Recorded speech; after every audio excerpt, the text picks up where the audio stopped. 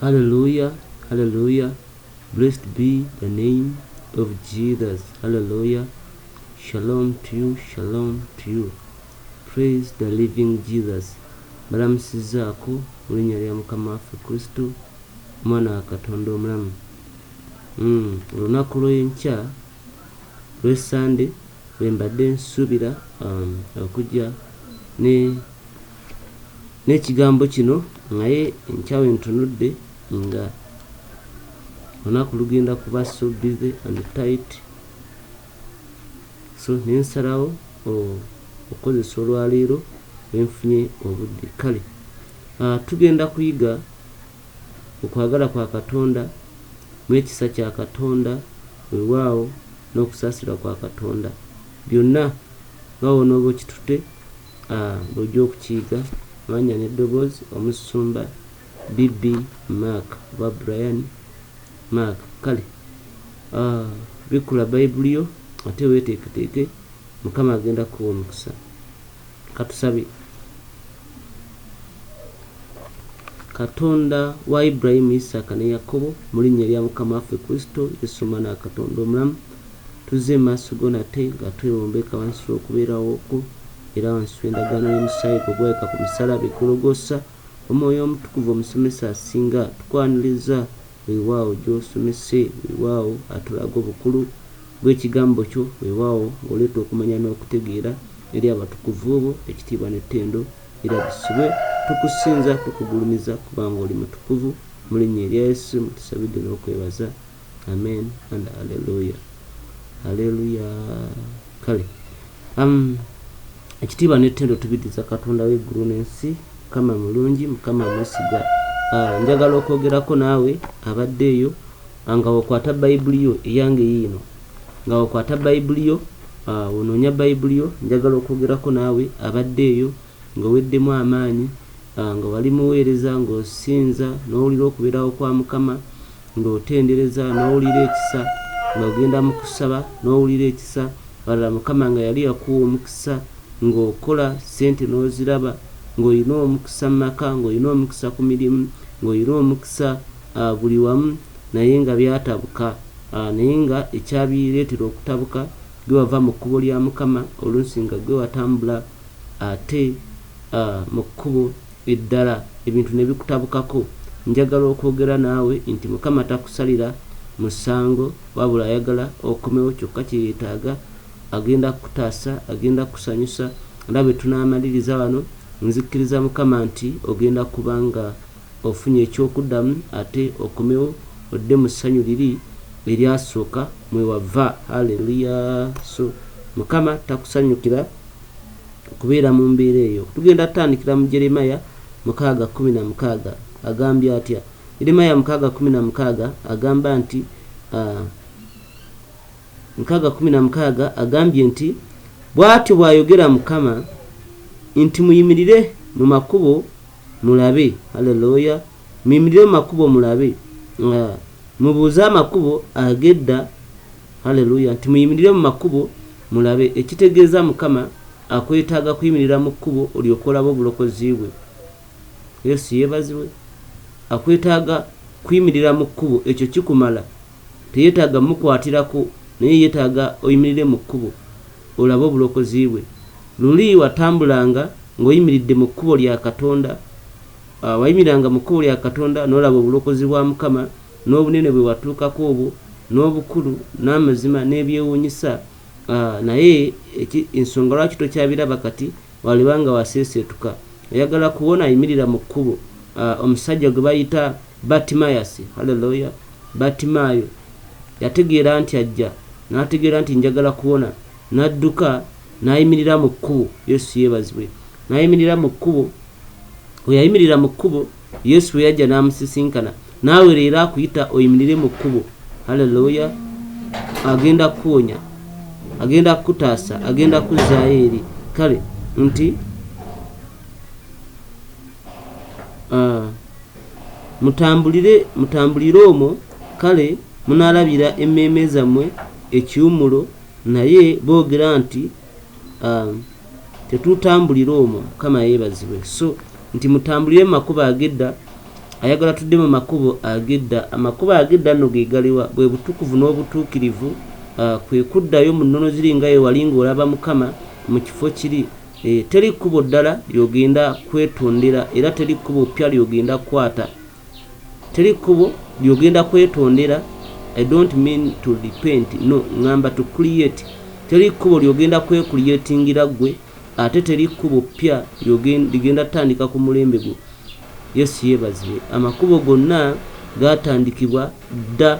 Ibulayimu mwe yatambulira mutukuvu n'obutuukirivu ly'ekkubo ery'edda.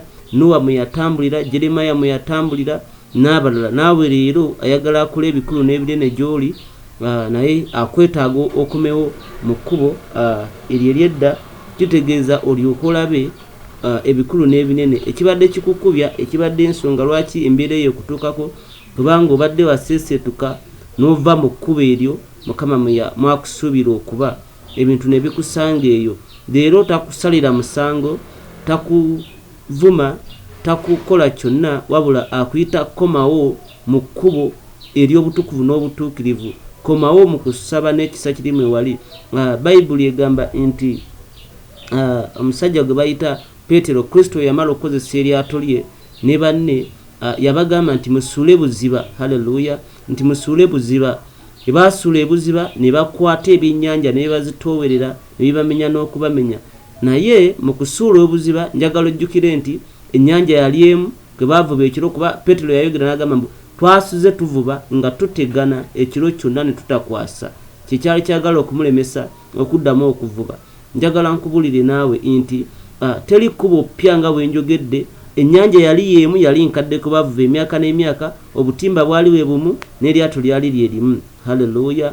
Naye ku luno baagenda buziba ku bintu bye bimu ne balyoka bafuna ebiyitirivu. Naawe Mukama ayagala okomewo mu kkubo ery'edda, ate bw'okomewo mu kkubo ery'edda ery'obutukuvu n'obutuukirivu, mwe watambuliranga mu kusaba n'okusiba n'okunoonya Mukama, ebirungi nga bikutuukako, ate ku luno ogende buziba omulala. Osaba naye tolaba, osiiba naye tolaba. Kaakati ku luno nga ate n'obutuukirivu obukozi osiga n'ebirala byonna.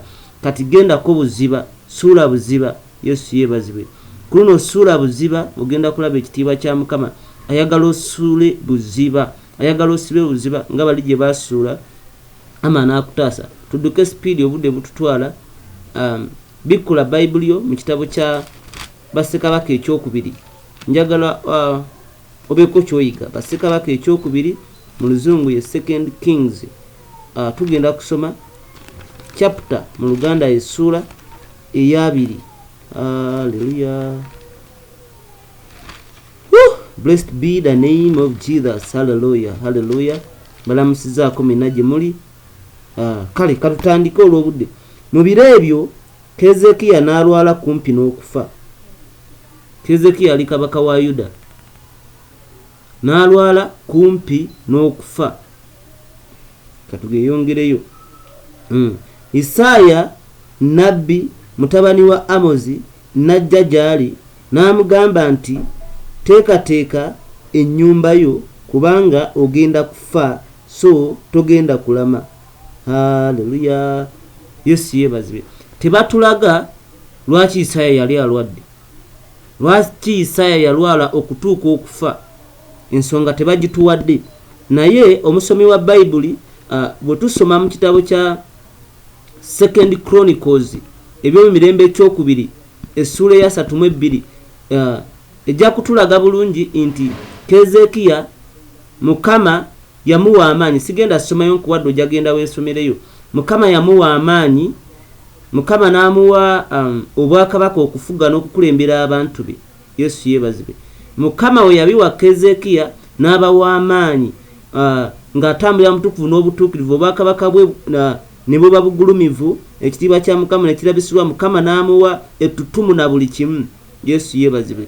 Naye olw'ettutumu Mukama le yamuwa ng'amaze okufuna buli kimu, ng'atuuse wonna we yeetaaga, buli kimu akirina. Wayagala okulya pooka amulya, wayagala okunywa amata aganywa, wayagala kaawa amulya, buli kyayagala ng'akifuna akirina, nga n'abantu bajja ne bamuleetera ebintu eby'enjawulo. Keezeekiya bwe yatuuka n'ava mu butukuvu n'obutuukirivu ne yeegulumiza. Haleluya! ne yeegulumiza naawe olina ekiseera mwe wali ng'otambulira mu butukuvu n'obutuukirivu mu kunoonya Mukama mu kwewaayo mu kusaba n'okusiiba naye ekiseera ne kituuka haleluya ekiseera ne kituuka n'okola otya gamba simanyi n'ogwa oba n'ova mu butukuvu n'obutuukirivu n'ova mu kusaba gwe yagendanga ku lusozi n'osulayo nga tokyagendayo ebyakutwala wabifuna obufumbo wabufuna eyagendanga ku kyaki n'osaba nga tokyagendayo wafuna omulimu eva oba bize eyagendanga ku kubuulira enjiri nga tokyagenda kubuulira njiri kubanga lwaki haleluya kubanga wafuna sente eyakolanga biki byonna byonna amaka gatambulanga ekyokulya tekibula byonna byonna we bamala okubifuna naawe n'ogwa wafuna amafuta n'ogwa n'ogaana okuddamu okunoonya Mukama weegereze ku mbeera mw'oli gwali mu nnyumba ez'Abawalabu wayitanga Mukama bokapa bwe bakusindikidde ne bufa haleluya n'ogamba sikyasiba nina amaanyi agamala sikyasaba nga ne bakuyita ku kyoto okusaba nga tokyasaba ogamba nina amafuta agamala bwe wawangula kakawuula n'olowooza amaze okuwangula kyonna kiwedde n'ova mu kkubo n'otandika kweyagala nakkola byonna byonna naye olwayira agambye nti komawo mu kkubo eryedda ayagala kutaasa ayagala kusasira ayagala kulokola n'okukola obulungi Mukama mutukuvu haleluya so ayagala okusanyusa n'okukola obulungi kyeyeetaaga Ezekiya atuuka buli kimu akirina akola effujjo naye mu kukola effujjo ne Mukama n'asirika Mukama bwe yasirika Kezekiya n'alowooza benkana ne Mukama n'alowooza nti obugagga bwa payirinze ne sente ne byalina ebyobugagga mu mawanika ne wava ku Mukama bimumala naye wotu we walowooza nti byonna byolina n'amaanyi g'olina nawo otuuse n'abakumanyi ne feva gy'olina bikumala n'ova mu kubeerawo kwa Mukama n'ova mu kuyaayanira okunoonya Mukama n'otandika okukola by'oyagala naye Mukama tebamwepankirako so Mukama kye yakola n'ayimusa Abasiriya Siriya mu Luganda bwe Bwasuuli Abasuuli n'ayimusa Abasuuli bwe baayimuka ne batandika okulumbagana Yuda ne Kezekiya n'amulwaza endwadde so olw'obujeemu n'okuva mu kkubo lya Mukama Kezekiya endwadde ne zimukwata n'obwakabaka bwe ne bulumbibwa naawe olw'okuva mu kkubo lya Katonda nga bwe tulabye n'okukola okwagala kwa Katonda yensonga lwaki embeera ezo zakulumba ensonga lwaki endwadde ezo zakulumba ensonga lwaki ebizibu byakulumba n'obwakabaka bwo gy'ofugira mu nsi ey'omwoyo n'etandika okulumbibwa kaakano buli weebaka olaba emizimu olaba ziikawuula olaba ente olaba embwa olaba embizi oba nazo gye ziri simanyi olaba ne ente ezoogera Oluzungu haleluya n'emisoto egyogera Oluganda jujjukira manyi naffe omu yampa ekirooto n'agamba Musumba nkubuulire naloose omufu ne mugamba oli mufu naye naŋŋamba ti naawe oli mufu kitalo so sigambye nti ye bwatu bwe yali nkuwadde kyakulabirako Mukama mutukuvu so ekitegeeza nti Kezekiya endwadde okujja gyali n'obwakabaka bw'okutandika okulumbaganyizibwa kyava kukuva ku kkubo lya Mukama nakwegulumiza nakuleeta malala ku lw'ebintu byalina n'ebitiibwa byalina ne waatuuse Mukama n'amuteera abo n'asirika obukumi bwa Mukama ne bumuvaako naawe we wava mu kunoonya Mukama obukumi bwa Mukama ne bukuvaako mu nsi y'omwoyo n'otandika okulumbibwa n'emirimu n'obufumbo n'amaka n'ensi y'omwoyo ne bitandika okulumbaganyizibwa n'okkubwa katulabe biri agambye nti awo n'akyusiza so we byamala okubaawo ebityo ng'afa ng'agenderera obulamu bugenze Mukama n'amutumira Isaaya n'amugamba nti genda omugambe tagenda kulama yeteeketeeka agenda kufa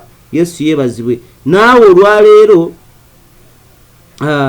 naawe ekiro kyova walabye ente kyova olaba ebintu ebifaanagana ebyenjawulo nga bikulumba okuzikiriza nga bakuba amayinja nga amalogo biki byonna bikulumba okumalawo kubanga ovudde mu kitiibwa kya Mukama obwavu n'ennaku okubonaabona okukaaba na buli kimu bikulumba kuba ava mu kitiibwa kya Mukama kubanga wasooka n'olowooza nti byeweeterekera bikumala naye tebyakumala era tebigenda kumala paka ng'okomyewo mu kkubo ery'edda olyoke ofune essanyu. Obugagga omutali Katonda temuli ssanyu.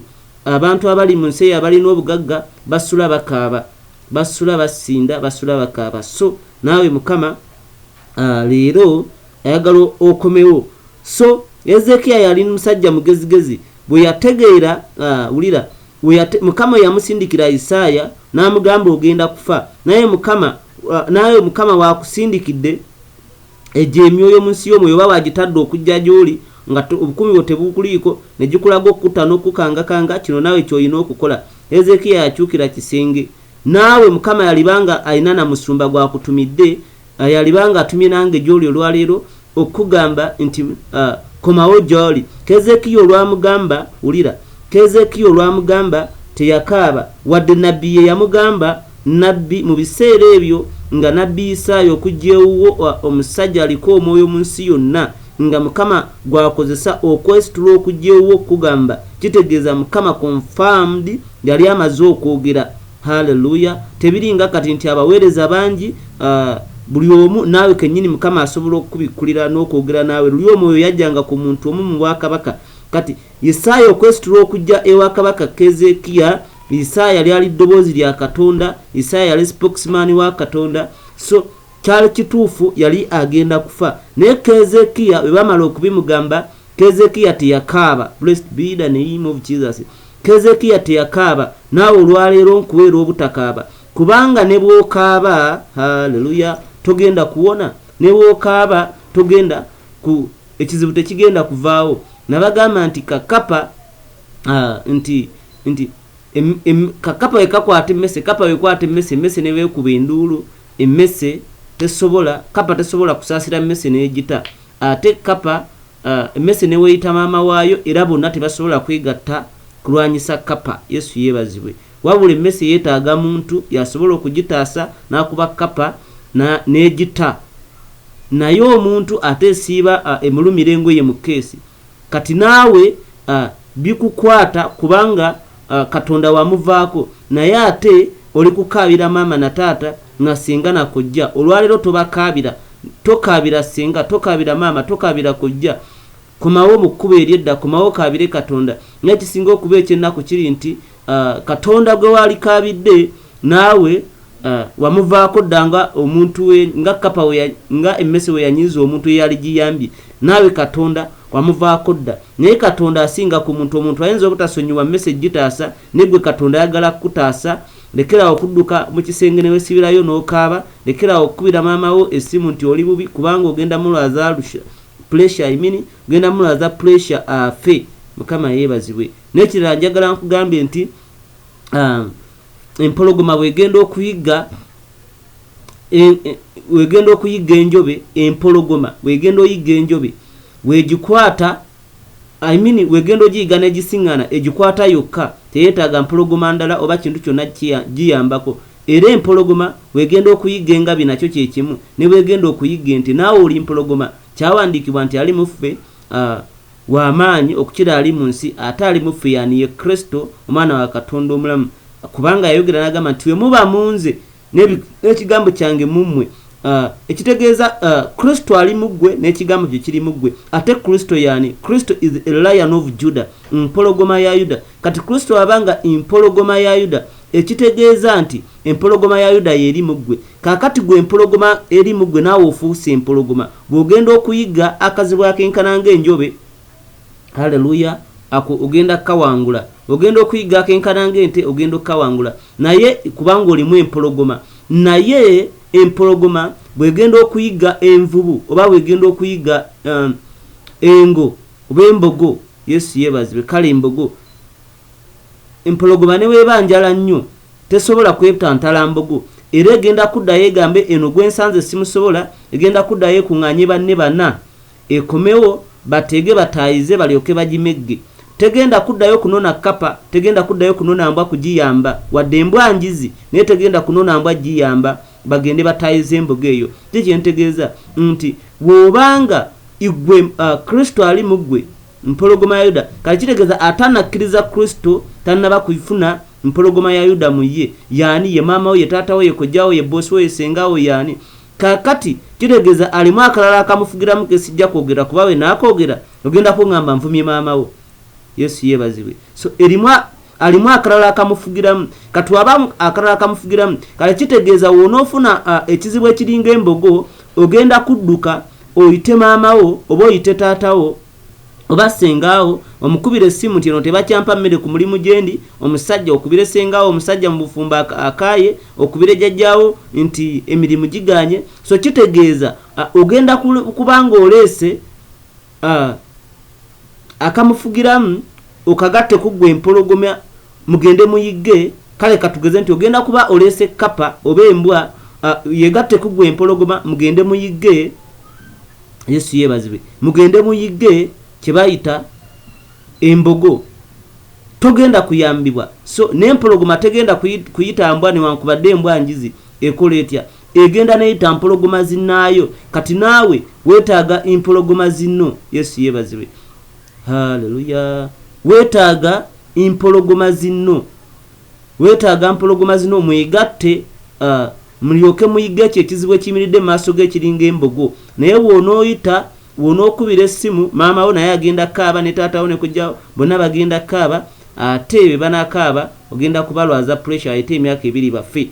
Yesu yeebazibwe. Kitegeeza manya by'olina okugamba maama wo ne taata wo ne by'olina okugamba empologoma zinno. Mukama yeebazibwe. Keezeekiya ekyamutuukako mwana watu teyadduka walala wonna, yakyuka biri agambye atya. Awo n'akyukiza amaaso ge ku kisenge n'okwegayirira Mukama n'ayogera nti n'akyukiza amaaso ge ku kisenge. Kitegeeza ki? Teyakyusa amaaso ge ku kisenge mu nnyumba mwe yali atudde n'atunulira ekisenge. Nedda. Kitegeeza neyeenenya neyeekuba mu mutima n'addayo mu butukuvu n'obutuukirivu, omutima gwe nga gumenyese. Era kino Mukama asanyukira nnyo emmeeme emenyese. Omutima gwe gwamenyeka kye kitegeeza n'akyuka okudda eri Katonda. Yesu yeebazibwe.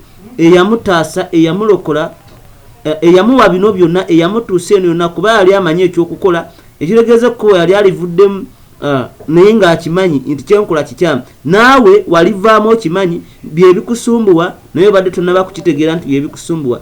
Era n'akutaasa. Satu agambye atya nti jjukira kaakano ayi Mukama nkwegayiridde bwe natambuliranga mu maaso go n'amazima n'omutima ogwatuukirira n'enkola ekiri mu maaso go ebiri mu maaso ge ebirungi. Keezeekiya n'akaaba nnyo amaziga. Haleluya. So okaba kw'amaziga ga Keezeekiya si kwe kwamulokola, naye kukyusa mutima ne yeenenya n'addamu okukola kiri kye yali akola obutukuvu n'obutuukirivu. Nga bwe ntera okubagamba nti okwenenya tekitegeeza Mukama nsaasira, Mukama neenenya, Mukama ntaasa, Mukama nkwegayiridde, Mukama ate ondaba, ate Mukama omanyi. Nedda. Okwenenya kitegeeza kukyuka. Bw'oba obadde otambula nga tugeze ogenda Jjinja bw'oti n'otuuka ewantoni n'okyuka shwi n'okwata eridde ekatosi, kebayita okwenenya kwe kukyuka n'ova ku direction gy'obadde okutte enkyamu n'odda ku direction entuufu. Kwe kwenenya. Naawe lekerawo Mukama neenenya, Mukama neenenya, nga wemala okwenenya olweggulo ng'oddayo ewa bboyi, omala okwenenya ng'olweggulo oddayo ewa gaalo, omala okwenenya ng'olweggulo oddayo mu kuyomba, omala okwenenya ng'olweggulo oddayo mu kulwana. Mukama anantaasa naye akimanyi. Omusajja naye andaba ampiseeko nnyo. Bossi wange naye amulaba alina nnyo akamira avuma nnyo. Abaana benkoleramu naye abalaba. Mubuyita na bwana kati mwanattu. Mubuyita bwana. Ate ennyumba muziyita biyumba kama abataasi. Yesu yeebazibwe. So tulabye Ezekiya amenyesa omutima n'akyuka. Ezekiya wakyuka omutima, what happened next? Katulabe. Nya awo olwatuuka Isaaya nga tannaba kufuluma okugenda ku luuyi lw'ekibuga wakati Isaaya yali tannaba na kufuluma. Mukama atunulira nnyo emitima egimenyese. Isaaya yali tannaba na kufuluma. Mukama n'ategeera nti ono omusajja yeenenyeza mu mutima. Teyadduka kugoberera Isaaya, wabula kye yakola yeenenya n'atandika okudda mu kkubo lya Mukama. Mukama n'amusaasirirawo n'atuma yennyini Isaaya yajja okumugamba nti ogenda kufa. yennyini Mukama gwe yatuma okuddayo omugamba nti amwongedde emyaka 15. Ezekiya y'omu ku bantu mu nsi muno abatono abaatuuka okufa nga bamanyi nti nina kufa ku lunaku bwe ruti, kuba yategeera nti ennaku z'omwezi zaali bwe ziti banyongera emyaka 15 era zigwayo mu mwezi bwe guti bwe ngenda okufiira. So naawe Mukama Katonda ayinza okuba akutumidde musumba oba akutumidde ani tiogenda kufa, ogenda kuba, obufumbo bugenda kuggwawo, teweetaaga kaaba. Bw'onookyusa n'otambira mu kwagala kwa Katonda, oyo yennyini Mukama gwatumye gwayinza okutuma n'akomawo. Yesu yeebazibwe. N'akomawo, mu kukomawo n'akola atya? N'akomawo yennyini ate ng'alina amawulire amalungi eri obulamu bwo. Mukama mutukuvu. Bw'osoma ano nadde njagala kukoma ku 12 naye obudde bunkutte, so ngenda kukoma wewaawaawo. Kiki njagala okugamba? Mukwano gwange mpuliriza nti Mukama akumanyi, Mukama akwagala. Obufumbo bwe yakuwa ayagala obuwangaliremu, naye tayagala wekkiriranye. Ekyo kikulu, tayagala wekkiriranye. Kiki ntegeeza? Okwekkiriranya kwe kutuuka mu bufumbo n'osanga nga baneiba bonna ku mizigo obufumbo bafumbira ku buti, nga balina ziyirizi mu biwato, weewaawo nga balina ebintu wansi w'ebitanda. Gwe omwami wakubamu naawe n'odduka gye bali ne bakulagirira ago ge magezi. Mukama yakuwa obufumbo, ayagala wofuna obuzibu odduka oddeyo omugambe ssebo omusajja oba omukazi atabuse. Kyayagala ekyokulala omulimu gy'oli era kye kiwe kyayagala. So ayagala okomewo omutukuvu n'obutuukirivu alyoka akulwanira olutalo. Bw'onooba okyerwanira olutalo olw'omubiri tagenda kukulwanira, tebamuyambako, tagenda kukulwanira. Ate waataakulwanire ogenda kuwa, kubanga Abawalabu b'olimu bakusinga amaanyi ate bali mu nsi yaabwe. Omusajja gwe yeepankirako akusinga amaanyi asobola okukuba. Omulimu gwe yeepankirako bakuwamuwe basobola okugoba. Ennyumba ze weepankirako si yo bajja kugoba. Ekitegeeza komawo mu kkubo lya Mukama akulwanire. Kyangu nnyo. Mukama mutukuvu ayagala okomewo akutaase, tayagala ozikirire. Kale katusabe. Katonda wa Ibrahim, Isaka ne Yakobo mu linnya lya Yesu Kristo omwana wa Katonda omulamu, twagala okwebaza olw'ekigambo ekyo. Omwoyo omutukuvu sinkana abatukuvu bo era abalungi bo, obakwateko Taata, bakomewo mu kkubo balyoke baddemu okulaba ebirungi bye baalabanga. Taata omwesigwa luli nga bakyatambulira mu kubeerawo okwo, ng'obaddiza obulamu nga bwe wabuddiza omusajja gwe bayita Ezekiya olw'okukomawo mu kkubo lyo, mu linnya erya Yesu omwana wa Katonda omulamu mwetusabidde n'okwebaza. Amiina. Mukama ayagala okuddiza obulamu, ayagala okuddiza ebirungi byo nga bwe yaddiza omusajja gwe bayita Ezekiya obulamu bwe. Naawe Mukama ayagala okuddiza buli kimu ekyakufaako. Komawo gy'oli, komawo gy'ali. Ekyokulala gwe yonna atannalokoka oyagala okwatula leero nga naawe owulira obulamu bukutabuseeko, oyagala okuba Mukama obulamu bwakusaasire, gamba ayi Yesu njagala okwebaza olw'akawungezi ka leero, olw'ekigambo ky'ontumidde, era nzijja maaso go nga nenenya obutali butuukirivu bwange bwonna ssebo. Nkusaba onsonyiwe era osangule erinnya lyange mu kitabo ky'okufa, oliwandiike mu kitabo ky'obulamu, oyita abalonde bo nange mbeera omu ku bwo. Kwebaza Yesu olw'okundokola, kwebaza Katonda omutukuvu. Kankusabire. Taata omutukuvu omwesigwa mu linnya lya Yesu, oyo yenna akwatudde gy'ali muteeka mu mikono gyo. Omwoyo wa Mukama musisinkane, muwagale, weewaawo muwe okuyaayana ku mutima, musaasire obutali butuukirivu, muwonye bimuyigganya, era mulagirire ekkubo erituuka ku kyaki ey'amazima. Taata gy'anaalabira omusana n'ekitangaala amaaso go n'okugulumiza mu linnya lya Yesu. Sabidde n'okwebaza. Hallelujah and shalom. Be blessed in the name of Jesus.